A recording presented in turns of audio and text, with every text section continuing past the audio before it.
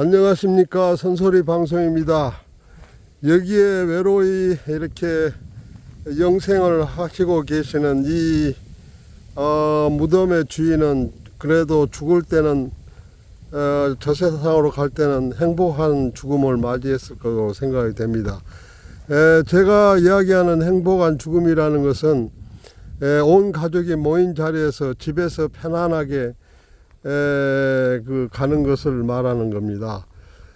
그런데 이제 우리나라는 서울대 의대 교수가 쓴 책을 보니까 그 죽음의 질면에서 OECD 가입 국가에서 최하위라고 이렇게 언급이 되어 있습니다.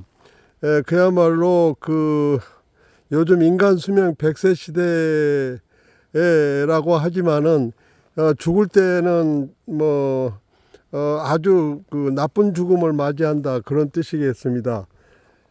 그래서 의학자의 경우는 한국에서는 절대로 죽고 싶지 않다, 이런 책도 발간을 했더군요. 그러면은 우리나라 죽음은 어떻습니까?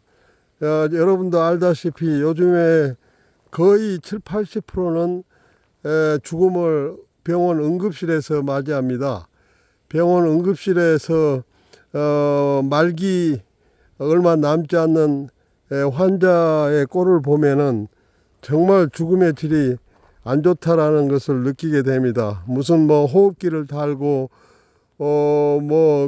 음식을 강제로 투여하는 목에 관을 설치하고 또 폐에 물이 차서 그 물을 빼낸다든가, 그리고 또 오줌이나 배설을 할 수 있도록 또 튜브를 설치한다든가, 온갖 튜브를 주렁주렁 달고 말년을 보낸다는 겁니다. 이런 것을 해가지고 다시 소생을 하고 건강한 삶을 맞이할 수 있다 그러면은 누가 뭐라고 하겠습니까? 그런데 결국 그러다가 죽는 겁니다.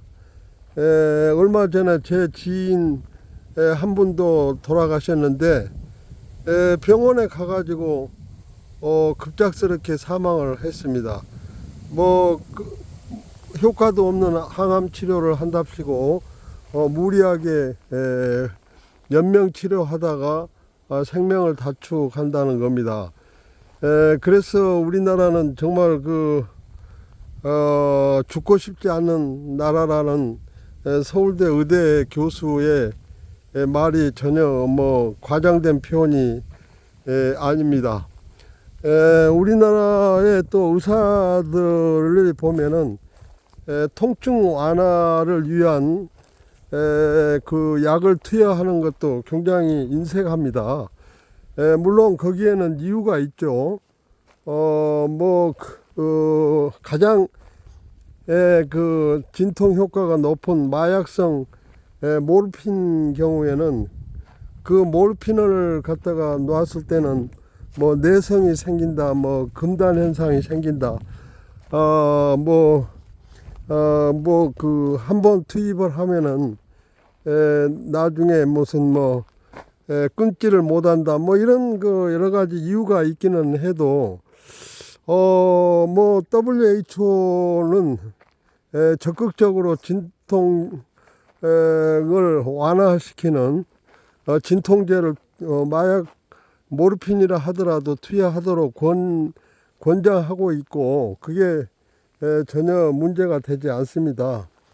그런데 이제 우리나라의 경우에는 환자 가족도 이렇게 진통제를 마약성 진통제를 투입하는 것을 꺼려하고 있다는 겁니다. 그래서 우리나라가 마약의 청정 국가라고는 하도 정말 소생 가능성이 없고 극심한 고통으로 시달리는 환자에까지 마약 청정 국가 운운할 필요는 없다고 보여집니다. 이런 모든 것 때문에 정말 우리나라는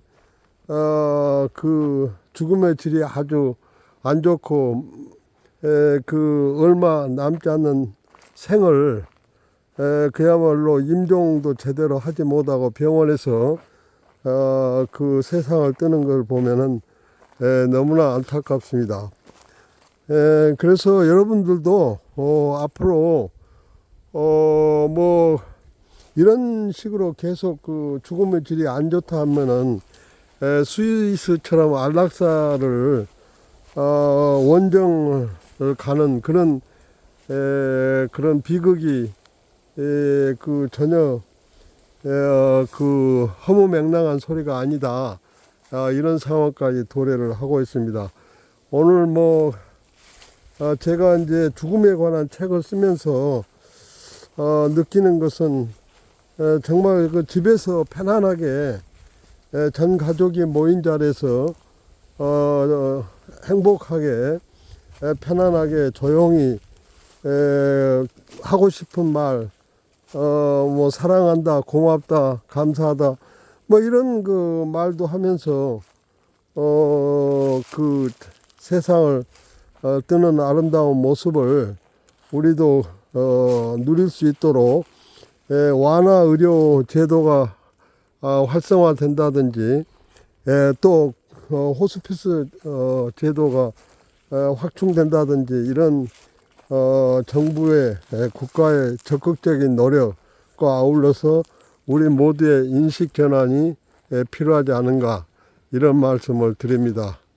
여러분 건강할 때 건강을 지키십시오. 그리고 오늘 지금 당장 행복하도록 하십시오. 그게 최선의 길입니다. 모든 인간은 결국은 가게 됩니다. 건강을 잃게 되겠죠, 결국은.